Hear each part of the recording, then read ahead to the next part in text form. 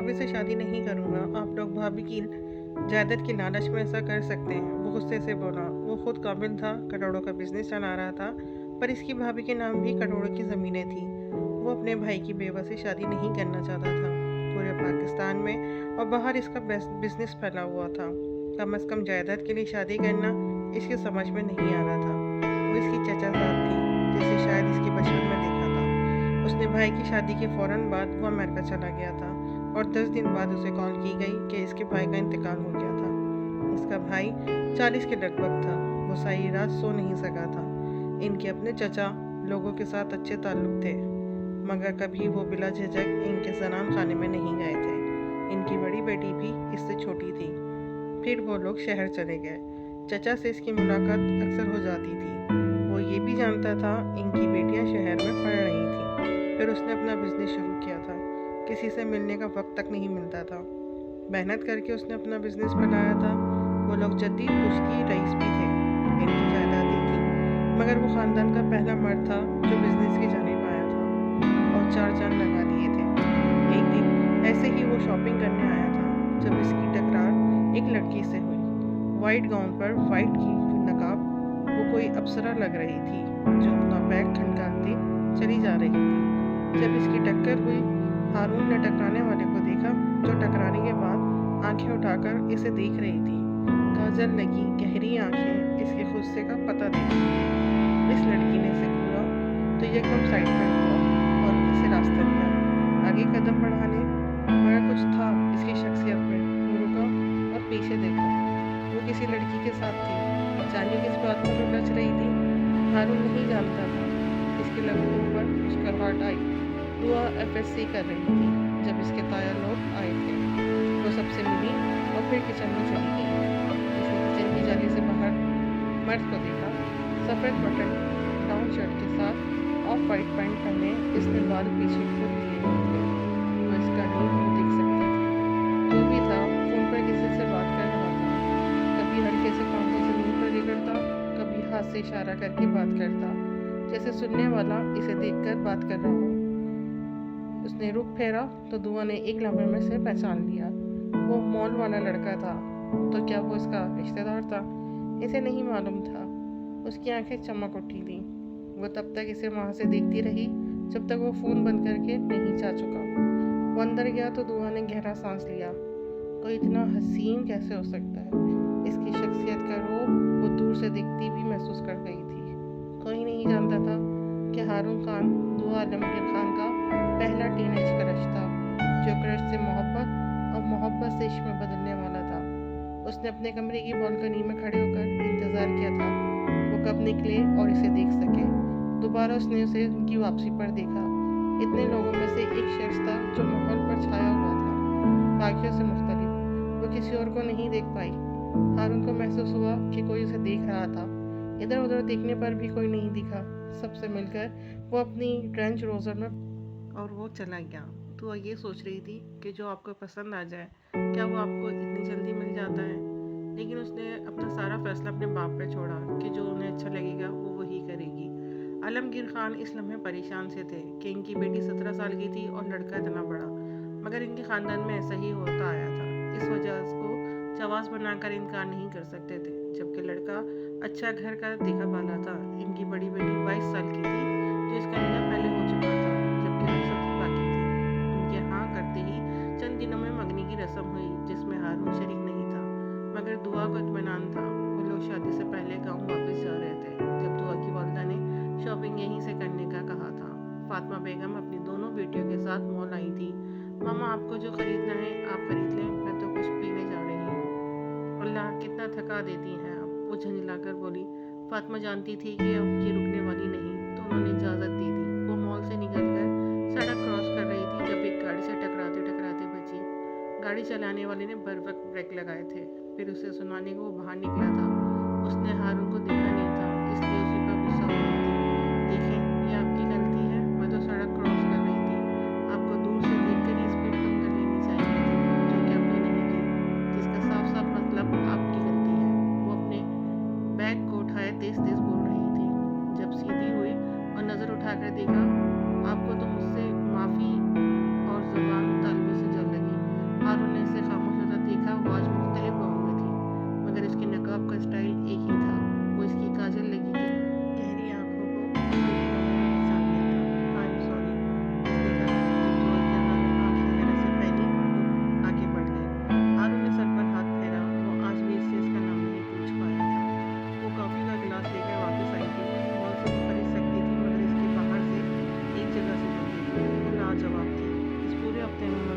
Shopping की थी और फिर वो लोग गाँव की जाने लगे। गाँव की चौखट पर ही उनका इस्तकबाल किया गया। आज वो कटाई वाली चादर में मलबूस थी। उंगली में जंजीर की अंगूठी पहनने से उसने एक हाथ से नकाब पकड़ रखा था। वो लोग अपनी हवेली आए थे। बाद में मामा बाबा ताया की हवेली गए थे। वो लोग कुछ दहाई फैलाए थे। हारून को भेजा गया था कि खाना डिनर से उतर जाएगा और कुछ सामान भी भेजना था। अम्मी, आपने मुझे एक मुलाजिम बना कर रख दिया है। वो सुबह से ऑनलाइन मीटिंग्स में था। ऊपर से अम्मी कभी ये करो कभी वो करो। तुम्हारे भाई की शादी है, इतने में थक गए। वो मुस्कुरा कर बोली, मगर ये काम मुलाजिम भी कर सकते हैं। इसने दुहाई दी, बेटा अपने घरों में मुलाजिम भेजते अच्छे लगेंगे जब मामला बेटी बहू का हो। जिस पर नफ़ी में सर हिलाकर उठा, अच्छा भेजें किसी के हाथ जो भेजना है, मैं गाड़ी में इंतज़ार कर रहा हूँ। उन्होंने मुलाजिम के हाथ सामान भेजा, जबकि चचा चची इन्हीं के घर मौजूद थे। तकरीबन 15 मिनट बाद वो चचा की हवेली में दाखिल हुआ था। मेन गेट से गाड़ी अंदर लाते हुए उसने गैराज में गाड़ी पार्क की, दरवाज़ा नॉक किया और सामान निकाला। दरवाज़ा आयशा ने खोला था। हारून इसे देखकर मुस्कुराया, अस्सलाम वालेकुम, जिसका जवाब हारून ने मुस्कुरा कर दिया। अम्मी ने कुछ सामान भेजा है, वो मुस्कुरा कर बोला। तो आयशा ने कुछ सामान खुद पकड़ लिया, लिविंग रूम में आकर सब टेबल पर रख दिया। दुआ जो अपने ध्यान में लिविंग रूम में थी, दाखिल होने लगी थी, किसी मर्द की आवाज़ पर ठटकी। अपनी चादर को मुंह पर रखा आयशा इससे गुफ्तगू कर रही थी। वो इसे बता रहा था कि वो आजकल क्या करता है। वो अपना मोबाइल उठाए आई थी। हारून ने किसी लड़की को लिविंग रूम में दाखिल होते देखा। काली और महरून कढ़ाई वाली चादर लिए अब एक पल्लू मुंह पर रखा था, जिसे एक हाथ से गिरने से बचाया हुआ था। इसके हाथ में नीली ज़मरुद की अंगूठी थी। हारून को एकदम मॉल वाली लड़की याद आई, मगर वो यहाँ कैसे हो सकती थी। ये सोचकर ही नीचे निगाहें करी। ये दुआ है, आयशा शरीर लहजे में बोली। हारून को समझ नहीं आया वैसे क्यों बोली थी। आयशा अभी लड़की थी, MBBS के आखिरी साल में थी। इसे अच्छा लगा था इससे मिलकर। दुआ इसे अपने घर में देखकर खुशी से फूले नहीं समा रही थी। दिल की धड़कन अलग दौड़ रही थी। वो किचन की ओर से इसे देख रही थी। जब वो जाने को उठा, इसका दिल बेख्तियार धड़का। आज वो काला कुर्ता शलवार में मलबूस था, लंबे कद पर खूब जच रहा था। जब तक वो उनकी हवेली से चला नहीं गया, वो उसे छुप छुप कर देखती रही। आयशा से तफसील पूछने के बाद वो आप ही आप मुस्कुराती रही। बहुत अच्छा इंसान है, तुम में खुश रखेगा। इसके गालों पर लाली देखकर आयशा ने इसे गले लगाया। मैं बहुत खुश हूँ तुम्हारे लिए। वो मुस्कुराकर अपने कमरे में आई थी। शीशे के सामने खड़े होकर अपनी चादर को मुंह पर रखकर शर्माते हुए फिर पेट पर गिरी। इसका नाम हारून था, मैं जानती थी। मुस्कुरा रही थी। अपनी किस्मत पर एकदम रश्क आ गया था। इसकी एक हफ्ते बाद शादी थी। दिल झूम झूम जा रहा था, ये सोचकर कि इसके मनपसंद शख्स से शादी हो रही थी। एक हफ्ता तैयारियों में कैसे गुजरा पता भी नहीं चला। निकाह का वक्त आन पहुंचा था। मौलवी साहब के बजाय इसके बाबा के साथ रूहान का मुकाबला हुआ था। लोग घर से इसे आता देख सकते थे। माथे पर शिकन है कि वो यहाँ कैसे आ सकता था। बाबा ने उसे साइन करने का कहा था, मगर वो इसे नहीं देख रही थी। जो अब चच्ची से कुछ कह रहा था। इसके हाथ में पेंसिल पकड़ाकर इसे साइन करने का कहा जा रहा था। रूहान आगे बढ़ा, साइन करने वाली जगह पर हाथ रखा तो उसने कांपते हाथों से साइन कर दी। वो अभी तक इसी ख्याल में थी कि इसकी शादी हारून से हो रही थी। बाबा ने इसके साइन करने के बाद इसके सर पे हाथ रखा। माथा झुककर वो पीछे हट गई। रूहान ने कागजात पकड़े और इसके सर पर हाथ रखा। वो गहरा सांस लेकर आंखें मूंदी। सफ़ेद कुर्ता शलवार पर ऑफ वाइट शर्ट, पेशावरी चप्पल और नजर लग जाने की हद तक ऐसे लग रहा था। अब सब बारी बारी से मिल रहे थे। लड़कियों ने इसे खूब छेड़ा भी था। चंद लम्हों बाद वो रुखसत होकर इनके घर आ गई थी। रूहान को उसी वक्त इमरजेंसी में अमेरिका जाना पड़ा था। वो सबसे मिलकर चला गया। कमरा फूलों से सजा था। इसके लिए सेज तैयार थी। घूंघट पीछे हटाते वो बेड पर आन बैठी। थोड़ी देर बाद ही दूल्हे मियाँ की एंट्री हुई। वो शर्म और झिझक से नजरें उठाकर देख भी न सकी। दरवाजे को लॉक करते वो उसकी जानिब बढ़ा। बेड पर बैठी दुल्हन को देखकर वो चंद लम्हों के लिए चुप हो गया। वो हसन का पैकर इसके लिए बनी थी। वो इससे बहुत छोटी थी। रईस को जाने क्यों दिल पर टीस उठी थी। वो कदम कदम चलता बेड के पास आया। दुआ की दिल की धड़कनें तेज हो गईं। वो आराम से बैठा। वो तकरीबन 40 साल का मर्द था। अपनी खूबसूरती और वजाहत से इतने का लगता नहीं था। इसकी बियर्ड और बालों में हल्की हल्की सफ़ेदी थी, जो उसे मजीद पुरकशिश बनाती थी। अस्सलाम वालेकुम। इसके सलाम करने पर दुआ ने झुकी आंखों से ही पैर हिला दिया। अभी तक हिम्मत नहीं हो रही थी कि इसे देख लेती। उसने हल्के से अपने जेब से बॉक्स निकाला था और अंगूठी निकालकर इसके सामने की। आप वाकई ही बहुत हसीन है और ये एक छोटा सा तोहफा आपके लिए है। इसका लहजा ठहरा हुआ संजीदा था। दुआ ने नज़र उठाकर इसे देखा। वो रूहान के जैसा था मगर वो नहीं था। इसकी दुनिया इधर से उधर हो गई। इसी लम्हे में ये क्या हो गया था? मैं रईस खान, इसने अपना तारुफ करवाया, जिस पर दुआ ने कोई जवाब नहीं दिया।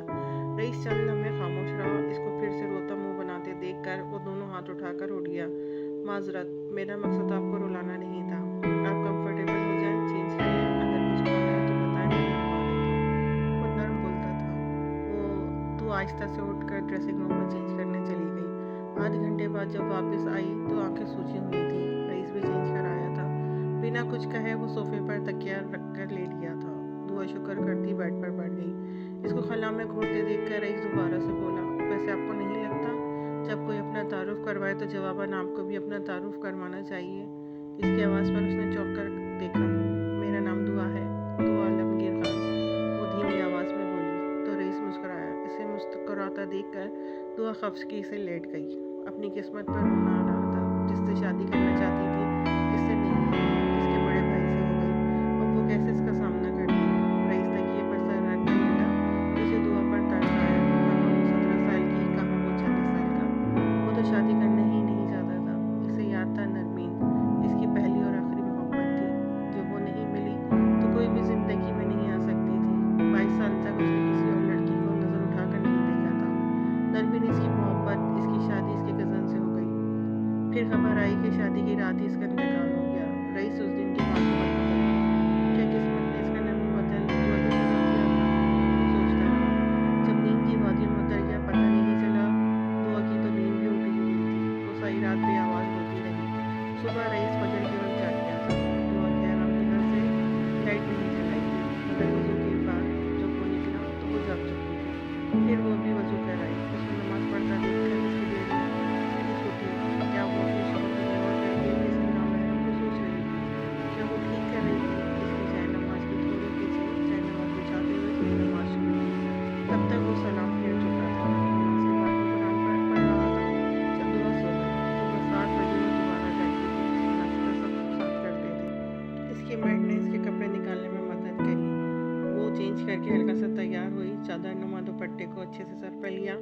रईस अपने कुर्ते के कर्व बटन बंद करता शीशे में इसके पीछे दिख रहा था। फिर बालों में हाथ फेरा। कुछ याद आने पर वो मुड़ा और अंगीठी की डिब्बियाँ लाकर ड्रेसिंग टेबल पर रखी। ये पहन लें, सब सवाल करेंगे आपसे, वो नरमी से कहता पीछे हुआ। दुआ को गुस्सा आया मगर काबू कर गई। वो इसके साथ नीचे आई थी। सबने इसका अच्छे से इस्तकबाल किया। शुक्र वहाँ हारून नहीं था, नहीं तो जब्त करना मुश्किल हो जाता। वो मुस्कुरा भी नहीं रही थी। भाई आपने दुआ को एक दिन में ही अपने जैसा कर लिया, शरीर लहजे में कहती इसकी नन थी। कैसा? प्लेट में पराठा निकालते संजीदा सा बोला। संजीदा भाई देखें, एक जैसे लग रहे हैं। रईस ने इसकी जानिब देखा जो संजीदा सी बैठी थी। इस पर इसने कुछ नहीं कहा। अल्लाह नजर ना लगाए। ताई अम्मी की आवाज़ पर दुआ का दिल किया फूट फूट कर रहा है। खैर, हारून को अब अपनी सोचों से वो निकाल देना चाहती थी। जो भी था, अब इसका एक अदद शौहर था, जैसा भी था, मगर अब वो बहुत संजीदा हो गई थी। ये बात सबने महसूस की थी। वलीमे के फंक्शन के बाद वो अपने घर आई थी। आयशा ने रईस को देखा और फिर दुआ को। वो तो हारून को दूल्हा समझे बैठे थे। खैर, इसने रईस का इस्तकबाल भी अच्छे से किया। इसने बातचीत भी की। वो बहुत उलझा हुआ संजीदा मर्द था।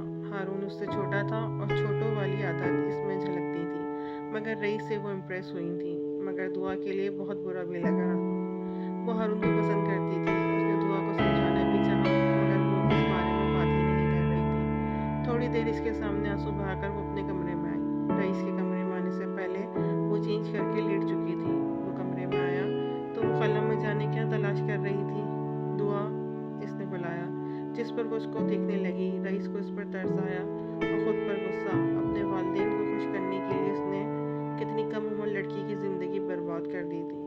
हालांकि वो वहाँ से छोटी लड़कियों के, इससे बड़े मर्दों के साथ शादी भी आम थी, मगर वो मुख्तलिफ सोचता था। एक गिलास पानी पिला दे। वो सोफे पर बैठा। वो उठ कर आई, पानी का गिलास उसे पकड़ाया जैसे रईस ने एक हाथ से पकड़ा। अभी वो जाने को मुड़ी थी जब रईस ने इसका हाथ पकड़ा था। दुआ ने मुड़कर इसे देखा। आंखों में कोई एहसास नहीं था। रईस ने पानी का गिलास आहिस्ता आहिस्ता पिया। एक गिलास साइड पर रखकर इसे अपने साथ सोफे पर बैठने का इशारा किया। इसका हाथ अभी तक इसके हाथों में था। वो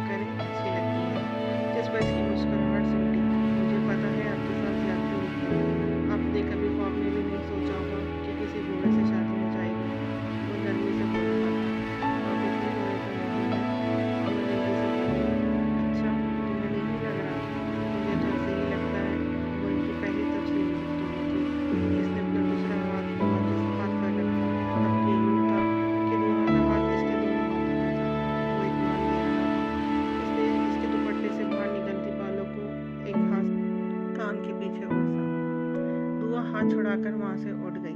आप बेड पर सो जाएं। रईस ने इसे देखा।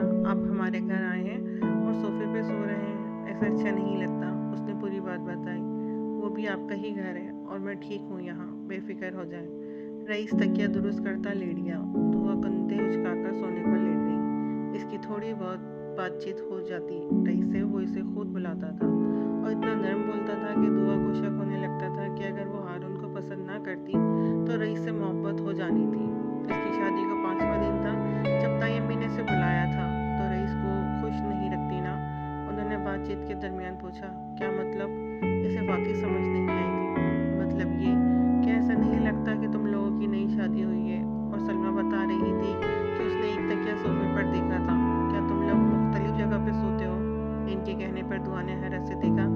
ताई अम्मी, ये हमारा पर्सनल मैटर है। मुझे लगता है आपको इसमें नहीं बोलना चाहिए, वो दो टोक अंदाज में बोली। जब ताई अम्मी को गुस्से से भरी आवाज़ आई, खबरदार जो इस लहजे में बात की मुझसे। और क्यों? मेरा मसला नहीं है, मेरे बेटे को खुश रखना तुम्हारा फ़र्ज़ है। वो इस बात को इग्नोर करके जाने लगी। ए लड़की, खबरदार, मेरी बात के बीच में उठकर गई। तमीज़ नहीं सिखाई किसी ने? नहीं, नहीं सिखाई। इसका सर दर्द से फटा जा रहा था, ऊपर से ये सास साहिबा, और आगे जो हुआ इसकी बिल्कुल तवक्को नहीं थी। एक ज़ोरदार चाटा इसके मुंह पे लगा था। शादी के 5वें दिन पहला चाटा। वो हैरत की ज्यादती से कुछ बोल भी नहीं सकी थी। अब जाओ, दफ़ा हो, और मुझे कल मेरे बेटे के चेहरे पे खुशी चाहिए। इसके लिए चाहे तुम कुछ भी करो। वो अपने कमरे में आ गई। जिंदगी में कभी किसी ने हाथ नहीं उठाया था इस पर। इस थप्पड़ ने कुछ लम्हों के लिए इसके हवास स्लब कर दिए थे। रात को रईस ज़मीनों से वापस आया था। कमरे में आते ही उसे बेड पर बैठा देखकर सलाम किया। वो जाने किन सोचों में थी जो जल्दी से खड़ी हुई। रईस को हैरत हुई। सब ठीक है? इसके लहजे में हल्की परेशानी वाजिब थी। दुआ ने नफ़ी में सर हिला दिया। खाना खाते हुए भी वो इसको परेशान देख रहा था। सोने से पहले उसने एक मर्तबा दोबारा पूछा, जो गंगा करते दोबारा किसी सोच में गुम हो गई थी। रईस कदम कदम चलता इसके पीछे आन खड़ा हुआ था। इसने ये भी नोटिस नहीं किया था। दुआ इसकी पुकार पर चौंकी। मैंने हैरत से इसको देखा। सब ठीक है? इसका रूह अपनी जानिब करते हुए पूछा, जिसका जवाब उसने नहीं दिया। वो बस इसे देखती जा रही थी। इसके बाल कान के पीछे करने के लिए हाथ बढ़ाया जब इसने अपना चेहरा पीछे कर लिया, जैसे वो इसे मारने लगा था। रईस को तशवीश हुई। आप बेड पर सो जाना। इसके आंसू निकलने को तैयार थे। किसी ने कुछ कहा है? जिस पर उसने किसी मासूम बच्चे की तरह नफी में सर हिला दिया। रईस को वो इतनी मासूम और प्यारी लगी थी कि उसने आगे बढ़कर इसे अपने सीने से लगा लिया। दुआ के आंसू बेख्तियार इसके कुर्ते में जब्स हो गए थे। कुछ नहीं हुआ, मैं हूँ यहाँ, होना नहीं। वो उसे थपक रहा था। दुआ इस लम्हे भूल गई कोई हारून भी था। रईस ने झुक कर इसके सर पर अपने लप रखे। जो भी था, निगाह के वहाँ मोहब्बत हो ही जाती है। और फिर वो औरत उसकी अपनी थी। अपनाइयत का एहसास देना था इसे। दुआ ने इसके गिर्द अपने बाजुओं का हिसार बांधा। रईस को हैरत हुई। इसका एक हाथ इसके सर के पीछे था और एक कंधों पर। वो इससे छोटे थे, लेकिन इसके कंधों तक आई थी। अभी भी इसका सर इसकी गर्दन पर था। उससे कोई मोहब्बत नहीं करता। ये मध्यम सी आवाज़ काफ़ी देर बाद रईस को सुनाई दी। ऐसे नहीं कहते। वो उसे पुचकार रहा था। जाने वो कितनी देर ऐसे खड़ी रही और वो रोती रही। कहीं आपकी आंखें समंदर के साथ फिक्स हैं? कितना रोती हैं आप? इसके कहने पर दुआ खफकी से पीछे हुई। अच्छा सॉरी। वो हल्का सा मुस्कुराया। इसका कुर्ता सीने तक भीग चुका था। वो जब पीछे हटी तो रईस अपना तकिया सोफे पर लगा रहा था। वो आप बेड पर सो जाएं, इसने कहा तो रईस ने सब नफ़ी में सर हिलाया। मुझे कोई मसला नहीं है, प्लीज़ प्लीज़ आप बेड पर सो जाएं। रईस जानता था वो कभी इसके साथ वो ताल्लुक़ उस्तवार नहीं कर पाएगा। नरमीन इसे हर दर्जा याद आती थी, मगर दुआ के लिए दिल में एक नरम गोशा था। वो तकिया बेड पर ले आया। वो सोने को लेटा तो दुआ लाइट बंद करके आई। अब कमरे में मध्यम सी रोशनी थी। काफ़ी देर बाद नींद आने के बाद उसने रईस को देखा। वो भी जाग रहा था। वो करवटें बदलती रही मगर नींद नहीं आ रही थी। रईस ने अपना बाजू आगे किया। दुआ ने देखा। फिर सर के इशारे से इसने इसको सर रखने का कहा। पहले वो झिझकी, फिर वो सर रख गई। दुआ इसे बाजू पर सर रखे हुए थी। फिर आहिस्ता आहिस्ता कंफर्टेबल होने के लिए इसे कंधे पर सर रख लिया कि इसके बाजू में दर्द न शुरू हो जाए।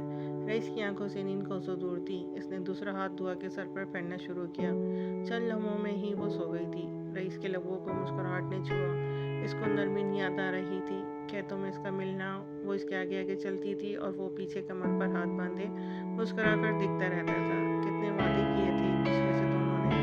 रईस, अगर तुमने मुझे मुंह दिखाई में हीरे की अंगूठी ना दी ना, तो कसम से मैंने सारी जिंदगी तुमसे बात नहीं करनी। नरमीन की बात याद करते वो मुस्कुराया। अरे नरमीन, तुम जो मांगो हीरा तुमसे अच्छा है क्या? इसकी फराक दिली को नरमीन झेप गई। अच्छा, कैसी अंगूठी चाहिए? फिर इसने इसे स्केच बना कर दिया था। वो वैसी अंगूठी बनवा भी लाया था, मगर किस्मत को कुछ और मंजूर था। रईस, कितनी जल्दी थी तुम्हें? नरमीन ने अंगूठी देखने कहा था।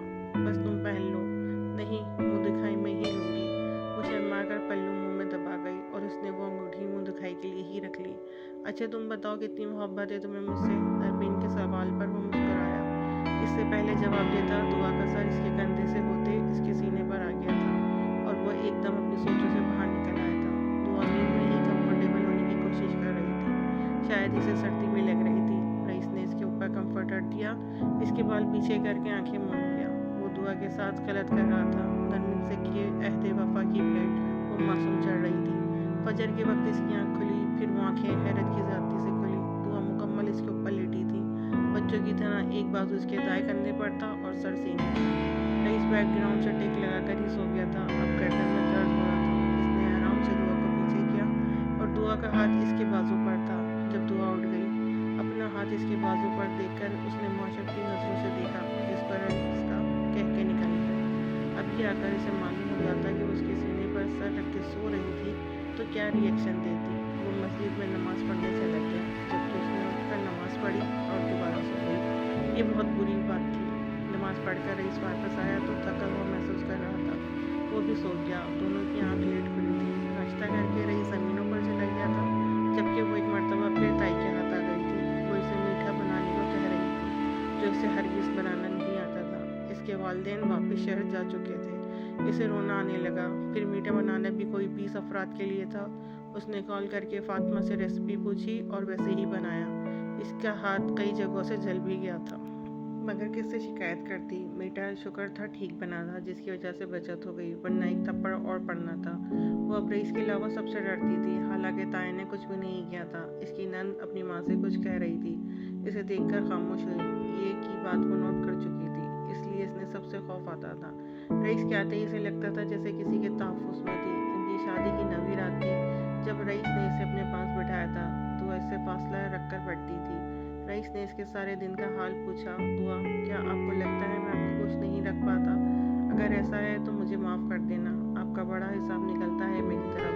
इसने जिस लहजे में कहा था दुआ चौंकी। मुझे माफ़ कर देना अगर मैंने आपका दिल दुखाया हो। दुआ ने नफ़ी में सर हिलाया। वो तो मेहरबान था, इसके होते हुए वो महफूज फील करती थी। चलिए आज मैं आपको एक कहानी सुनाता हूँ। एक लड़का था रईस और एक लड़की थी नरमीन। दोनों एक दूसरे से बहुत मोहब्बत करते थे। शायद आज सोच भी नहीं सकती इतनी।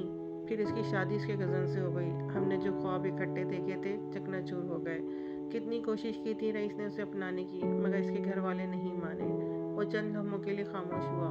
दुआ का दिल दर्द से भर गया। वो तो इतना अच्छा था, इसको भी ये रोग लगा था। फिर नरमीन की शादी हो गई और पता है इसका दिल मुझसे दूरी बर्दाश्त नहीं कर पाया और उसी रात उसकी वफात हो गई। उसके लिए जैसे पता चल रहा था वो कितने ज़ब्त से कह रहा था। दुआ इसके बिल्कुल साथ आ बैठी और इसका सर अपने कंधे पर रखा। हम दोनों ने साथ मरने की कस्में खाई थी, मगर देखो वो मुझसे पहले चली गई और मैं वहीं का वहीं रह गया। मगर अहदे वफा में निभाना आता है। मैंने किसी से शादी नहीं की, मगर अब आकर अम्मी अब्बू की बस हो गई थी। उन्होंने कई हर्ब आजमाए, आखिरकार उन्होंने मेरी शादी कर दी और मेरा एक और वादा नरमीन से क्या हुआ, टूट गया। आपको पता है मेरे यहाँ दर्द होता है। उसने अपना हाथ अपने दिल के मुकाम पर रखा था। दुआ ने अपना हाथ इसके दिल की जगह पर रखा, जो बहुत तेज़ धड़क रहा था। मुझे वो बहुत याद आती है। वो आप जैसी थी, शौक और चंचल। फिर जिस तरह मुझसे मंसूब होकर आप संजीदा हो गई और कभी मेरी बातों से नहीं मुस्कुराई, वो भी ऐसी हो गई थी। मुझे लगता है मैं किसी को खुश नहीं रख सकता। दुआ नरमी से इसके सीने पर हाथ फेर रही थी। वो आहिस्ता से अपना सर इसकी गोद में रख गया।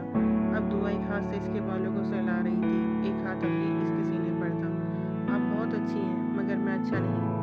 आपको पता है वो अंगूठी जो मैंने आपको मुंह दिखाई में दी थी, वो नरमीन ने डिज़ाइन की थी। दुआ की एकदम नज़र उस अंगूठी पर पड़ी जो इसने अपने दाएं हाथ की तीसरी उंगली में पहनी थी। वाकई ही लाजवाब थी।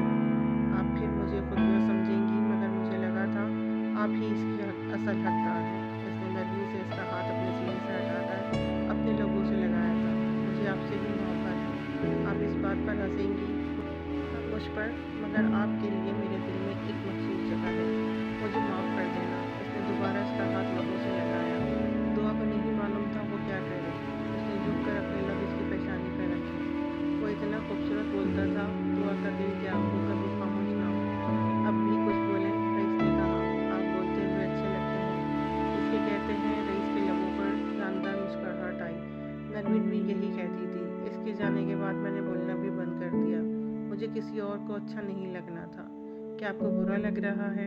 एकदम रईस ने पूछा, जिस पर वो नफ़ी में सर हिला गई। दुआ को लगा से बुखार हो रहा था, हिचकी भी ज़ोर से आ रही थी, मगर वो उसकी गोद से सर नहीं उठा रहा था। मुझे लगता है मैं बहुत बुरी हूँ।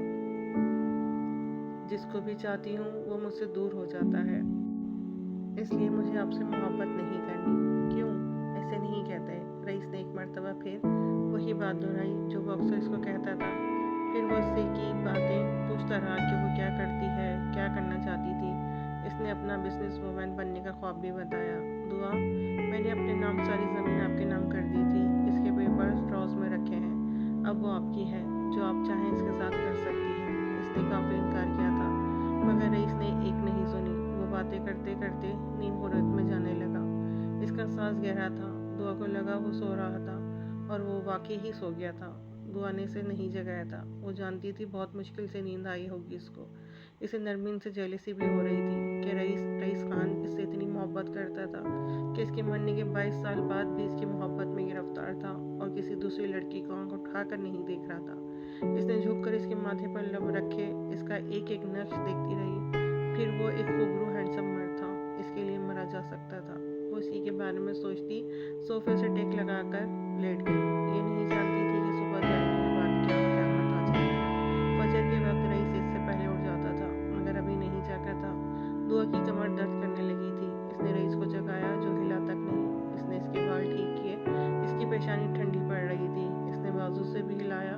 वो नहीं जागा। इसका दिल जोर जोर से धड़कने लगा। रईस, रईस, फजर हो गई है, जाग जाए। वो उसे झंझोड़ रही थी, मगर वो सुन रहा होता तो जागता। दुआ की आंखों से आंसू बहने लगे, मगर वो इसे झंझोड़ रही थी, ऊंचा ऊंचा बुला रही थी। इसकी नंद आवाज़ सुनकर कमरे में आई थी। भाभी, क्या हुआ? ऐसे क्यों चीख रही हैं? वो परेशानी से बोली। तुम्हारे भाई जाग नहीं रहे, इन्हें जगाओ प्लीज़। वो भाग कर आई, मगर वो नहीं जागा, और इसका दिमाग जो सिग्नल दे रहा था वो मानना नहीं चाहती थी।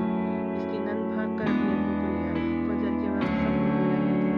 वो उसको सोफे से उठाकर बेड पर लिटाना चाहते थे, मगर दुआ इसे अपनी गोद से नहीं उठाने दे रही थी। मुश्किल उन्होंने इसे वहाँ से उठाकर बेड पर लिटाया। हर आंख अश्बार थी। नन ने भाग कर हामिद को कॉल की। वो इतनी सुबह घर से कॉल देखकर परेशान हो गया। बहन के रोने पर वो और परेशान हुआ। भाई, भाई रईस भाई, इससे बात नहीं हो पा रही थी। क्या हुआ है रईस बाबू? खुदारा बताओ, मेरा दिल फट जाएगा। वो इनका इंतकाल हो गया है। कहते ही इसने मोबाइल फेंका और फुट फुट कर रो दी। दुआ तो रईस के सराहने से उठ ही नहीं रही थी। इसे अभी तक यकीन नहीं आ रहा था। रात को उससे बातें कर रहा था और अभी उठ ही नहीं पा रहा। उनकी हवेली लोगों से भरना शुरू हो गई थी। सब लोग मातम कर रहे थे। हारून रात को ही से वापस आया था। कुछ दिन ठहर कर उसने वापस आना था, मगर इसका अजीज जान भाई से इतनी जल्दी कैसे छोड़कर जा सकता था। वो घर आया तो भाई की मैयत पड़ी थी। औरतें बहन कर रही थी, जबकि चेहरे पर चादर लिए बस रोए जा रही थी। उसने रईस का एक हाथ पकड़ रखा था, जो उसकी सास ने कई बार झटका था, मगर वो फिर पकड़ लेती। इसे लगता था इसे हारून से मोहब्बत थी, वो गलत थी। इसे रईस से इश्क था, जो खामोश और दिल को जकड़ लेने वाला था। इसकी तदफीन के बाद इसे एक कमरे में बंद कर दिया गया। ये कहकर वो इद्दत में थी। वो अपनी सास की नफरत भरी निगाह महसूस कर सकती थी। इसका रईस के साथ ऐसा कोई ताल्लुक नहीं था जिसकी बिना पर वो इद्दत करती, मगर वो अपनी सास को ये बताना नहीं चाहती थी। वो सारा दिन रईस के साले सवाब के लिए कुरान पाक पढ़ती रहती। सास इससे घर के काम भी करवाती थी, अक्सर इस पर अपना हाथ भी साफ कर लेती। इसकी इद्दत में ही इन्हें मालूम हुआ रईस अपनी जायदाद इसके नाम कर गया है, तो इन्हें और गुस्सा आने लगा था। ये बात ससुर तक पहुंची तो उन्होंने ये हल निकाला कि वो इसका निकाह हारून से कर देंगे। बस एक मरतबा इद्दत पूरी हो जाती। ये बात हारून के कानों में इसकी इद्दत के बाद डाली गई। वो इससे शादी नहीं करना चाहता था, मगर इसके माँ बाप ने इसे मजबूर कर दिया था और इसे इसकी शादी, इसका निकाह इसकी पर्देदार भाभी से कर दिया था, जिसे इसने आज तक देखा भी नहीं था। इस दिन से इसने घर में आना तक छोड़ दिया था। पर आज किसी ज़रूरी काम से घर आया, अपने कमरे में आराम करने गया तो बेड पर 17-18 साल की मासूम सी लड़की को बैठा देखकर चौंका। कौन हो तुम? नागवारी से पूछा। दुआ, वो घबरा कर बोली। कौन दुआ? इसने दोबारा पूछा, पर अगले लम्हे पत्थर हो गया। ये 17 साल लड़की इसके 40 साल भाई की बेवा थी। वो हैरान हुआ। वो अभी कुछ कहता आगे बढ़ा जब इसकी खौफजदा आवाज़ कानों में पड़ी। प्लीज़ मारिएगा नहीं। वो बहुत हैरान हुआ। वो उसे क्यों मारता? हाँ, वो इस पर शायद गुस्सा कर जाता, मगर वो नहीं सोच सकता था कि वो उसे मार सकता है। क्या भाई तुम पर हाथ उठाया? शायद गुस्सा कर जाता, मगर मारना वो नहीं सोच सकता था। क्या भाई तुम पर हाथ उठाया करते थे? इसने कुछ सोचते हुए पूछा, जिस पर दुआ को रईस पे तना याद आया। इसी ने नफ़ी में सर हिलाया। हारून बस इसे देखता रहा। वो लड़की हसीन से भी हसीन थी, बगैर किसी मेकअप के, आंखों के गिर्द हल्के, मगर फिर भी खूबसूरत थी। वो आहिस्ता से आगे बढ़ा। अब तुम अपने कमरे में जाओ, मुझे सोना है। ताई अम्मी ने कहा है कि यहाँ से हिलना तक नहीं। एक ये जो तुम्हारी ताई अम्मी है ना, वो अफसोस से बोला। फिर वो फ्रेश होने चला गया। दुआ को अब हारून के मिल जाने पर खुशी थी या नहीं, ये उसे भी मालूम नहीं था, मगर रईस जैसे इंसान के चले जाना इसे गमज़दा कर देता था। हारून फ्रेश होकर आया। क्या नाम बताया था तुमने? हाँ, दुआ। दुआ, ऐसा है कि मुझे पता है तुम्हारे साथ ज़बरदस्ती हुई है। अगर तुम चाहती हो तो मैं तुम्हें इस रिश्ते से आज़ाद कर सकता हूँ। इसने क्या तजवीज़ पेश की थी? दुआ इसे बस देखती रही। शादी के 10 दिन बाद ही बेवा हो गई और फिर इद्दत के फ़ौरन बाद दोबारा निकाह हुआ और फिर अब इसकी तलाक की धमकी मिल रही थी। वो तंजिया मुस्कुराई। इसे अब वो एक शराब लग रहा था। वो शायद इतना अच्छा नहीं था जितना दिल को लगा था, और रईस जितना इसे बुरा लगा था पहले दिन, वो इससे कहीं ज़्यादा अच्छा था। वो मुआवजा कर बैठी। आपको जो ठीक लगता है आप वो करें, कहकर वो लेट गई। हारून जाकर सोफे पर लेट गया। इसके ख्याल में वो आँखें एकदम आई और लबों पर मुस्कुराहट दर आई। इसे भी भूलना था अब कि वो देख ही नहीं रही थी। अगले दिन वो ज़मीन पर गया था।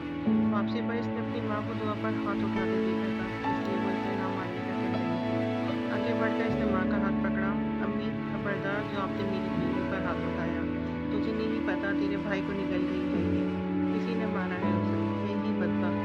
वो इसे कोस रही थी और वो ऐसे खड़ी थी जैसे वो किसी और को सुना रही थी। अब कि इसके आंसू पोंछने वाला नहीं था। अब मगर हारून इसकी ढाल बने खड़ा था। तुम कमरे में जाओ, मैं आता हूँ। इसे कमरे में भेजकर इसने माँ को अच्छा खासा लेक्चर दिया था। अपना सामान पैक करो, हमें शहर के लिए निकलना है। वो इसे कहता चेंज करने चला गया। वो नहीं जाना चाहती थी, मगर हारून ने कहा था। वो अपना बैग पैक करके चेंज कर आई। एक काली चादर इसने ली जिससे इसने नकाब करना था। हारून इसका सामान पकड़कर बाहर लाया। इसने एक हाथ से पल्लू अपने चेहरे पर किया। हारून ने सरसरी सा इसे देखा। एकदम से वो लड़की याद आई। इसकी आंखें ऐसी ही थीं, मगर इन आंखों में उदासी थी। वो शौक थी, इनमें संजीदगी थी। अपनी गलतफहमी समझकर वो इसे बैठने का इशारा करता खुद ड्राइविंग सीट की जानिब आया। सारे रास्ते वो खिड़की से सर लगाए जाने क्या सोचती आई थी। गाहे बगाहे हारून को भी देख लेती थी। क्या वो इसकी किस्मत में ऐसे ही लिखा था? क्या किसी रईस को ज़रूर बनना था? फिर बेआवाज़ आंसू निकलने लगे। अपने अपार्टमेंट पहुंचकर इसने एक कमरा से दिया। वो अलग कमरे में रह सकती थी। वो अब घर के बाद नहीं सोती थी। हारून इस लड़की से मोहब्बत करने लगा था जो साथ वाले कमरे में रहती थी, और वो नहीं जानता था। वो नाश्ता बना देती थी, डिनर भी लंच के वक्त वो घर नहीं होता था, इसलिए वो खुद भी नहीं करती थी। ज़िंदगी आहिस्ता आहिस्ता डगर पर चलने लगी। हारून ने कुछ दिन इसके माँ बाप के घर भेज दिया था कि वो इन्हें ज़्यादा मिस ना कर रही हो, और वो एक मस्बत अमल साबित हुआ। आयशा और फातिमा ने इसे खूब समझाया, इसे हारून की कदर करने का कहा। अगर वो ऐसी रहती तो हारून भी इसे छोड़ देता। ये सोचकर इसका दिल भर आया। आयशा ने इसे शॉपिंग का कहा था और वो भी बाहर निकलना चाहती थी। मॉल में वो लोग शॉपिंग कर रही थी जब आयशा ने हारून को कॉल करके बुला लिया। दुआ एक आउटलेट से निकलकर दूसरे में जा रही थी, क्योंकि आयशा ने इसे कहा था इसे वक्त लगना था। अब इधर वो कहीं और ना दिख ले। जब इसका टकराव हारून से हुआ था, आज भी वो अपाए में मौजूद थी। हारून एक लम्हे में पहचान गया था, और अब वो मौका हाथ से नहीं जाने देना चाहता था। एक्सक्यूज़ मी, इससे पहले कि वो कहीं जाती, हारून ने बुला लिया। दुआ ने नासमझी से इसे देखा। क्या मैं आपका नाम जान सकता हूँ? इस उल्लू के पट्टे को कोई बताया वो उसकी बीवी थी। दुआ हैरान नज़रों से इसे देखा, जो अपनी बीवी को नहीं पहचान पा रहा था। वो उसको जवाब दिए बिना चली गई। तब तक आयशा बाहर निकली। ओह हारून, अच्छा हुआ आप इधर ही मिल गए। अब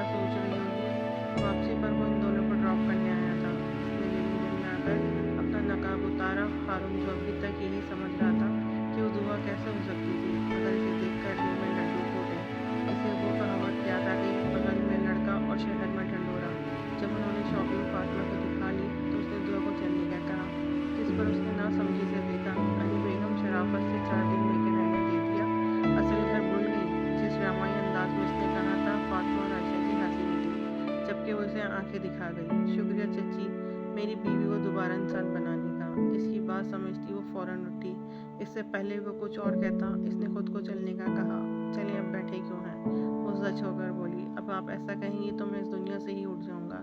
उसने मजाक किया था, मगर दुआ के चेहरे पर फैलती संजीदगी से वो सीधा हुआ और फिर चलने का कहा। ओके सॉरी, मजाक किया था।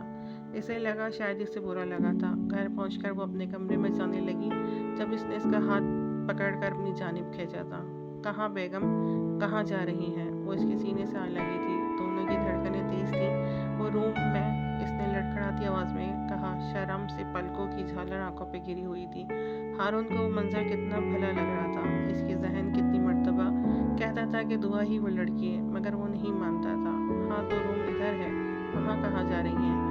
इसने इसे कमरे से पकड़कर करीब किया और दुआ के दोनों हाथ इसके सीने के ऊपर थे, जबकि हारून के दोनों हाथ इसकी कमर पे थे। जवाब तो दो, इसने जाने क्यों मज़ा आ रहा था। क्या जवाब दूँ? अच्छा ऊपर तो देखो, हारून ने इसे ऊपर देखने का कहा। इसने आहिस्ता से ऊपर देखा। हारून इसकी धड़कन अपने सीने पर महसूस कर सकता था। तुम्हें पता है तुम्हारी आंखें बहुत प्यारी हैं, वो गंभीर लहजे में बोला। बातें बनवा लें आपसे बस, वो आहिस्ता से बोली। हारून ने इसके लाल चेहरे को देखकर मुस्कुराया। हल्का सा झुककर उसने उसके गाल पर अपने लब रखे तो आंखें मौंदे खड़ी रही। फिर आहिस्ता से इसका हिसार तोड़ा। मैं चेंज कर लूँ? हारून ने जाने दिया। वो एक शॉर्ट शर्ट और खुली शलवार पहन आई थी। दुपट्टा गले में था।